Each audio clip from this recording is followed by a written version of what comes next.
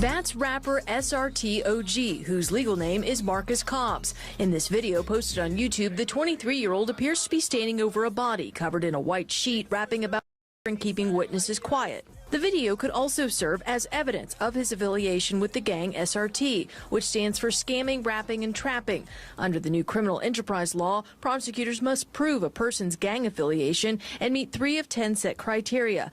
District Attorney Keith Blackwood says the law that went into effect last year is a much-needed tool. Cobbs and 19-year-old Cameron Hall were arrested in November after a drug bust at Cobb's home on Lenox Avenue. In February, a grand jury indicted them for trafficking marijuana, firearm possession, and criminal enterprise. Blackwood says without the enhanced charges, Cobbs and Hall would face a minimum 10-year sentence for drug trafficking. Now they're facing a minimum of 25 years in prison. Videos.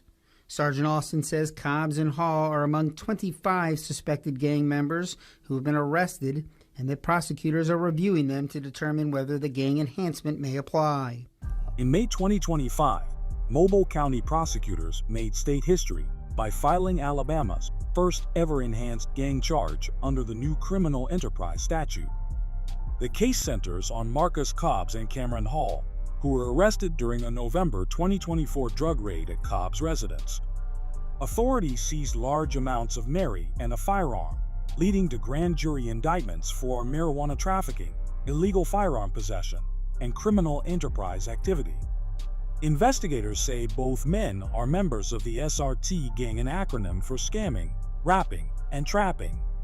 Prosecutors point to YouTube videos featuring Cobbs rapping about gang life, including one disturbing clip where he boasts over a covered body, content they plan to introduce as evidence of gang affiliation. Under Alabama's updated law, prosecutors must prove that both suspects meet the criteria of gang involvement. If convicted, they each face a mandatory minimum of 25 years compared to just 10 years without the gang enhancement.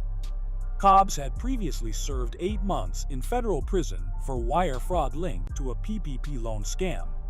Authorities say this landmark case sends a strong message and could set the tone for future gang prosecutions across the state. A Sweet 16 birthday party turned tragic Saturday evening. Police have blocked off Broadneck Street in Dadeville. Gunfire erupting at this dance hall in Dadeville, Alabama, a small community about 60 miles northeast of Montgomery. 4 lives were lost in the tragic event that occurred here in Dadeville. Those killed 18-year-old Phil Dowdall, a promising young football star who was headed to Jacksonville State on a scholarship this fall. It was his sister's birthday party. We are following breaking news for you this noon. 2 teenage suspects have been arrested and charged with murder after a deadly shooting rampage at a Sweet 16 party in Alabama. 4 people were killed, 32 left injured in the attack Saturday night in downtown Dadeville. Police say 15 teenagers were among the wounded.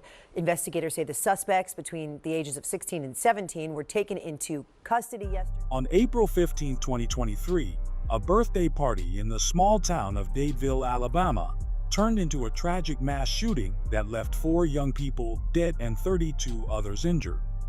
The violence erupted inside a local dance studio where dozens had gathered to celebrate. Gunfire broke out unexpectedly, sending partygoers running for their lives in what authorities described as a chaotic and horrifying scene. By the end of April, 6 suspects had been arrested in connection with the shooting. All 6 were indicted on 4 counts of reckless deletion. According to investigators, 5 of the 6 suspects discharged handguns into the packed crowd, striking victims at random. Under Alabama law, anyone 16 or older charged with deletion is automatically tried as an adult. As a result, the 16 and 17-year-old suspects will face adult court proceedings alongside the others. The 4 victims WHO met their demise were between the ages of 17 and 23, highlighting the devastating toll this act of violence took on a group of young people. Authorities have yet to confirm a clear motive and are continuing to urge witnesses and anyone with video footage to come forward to help piece together what led to the death.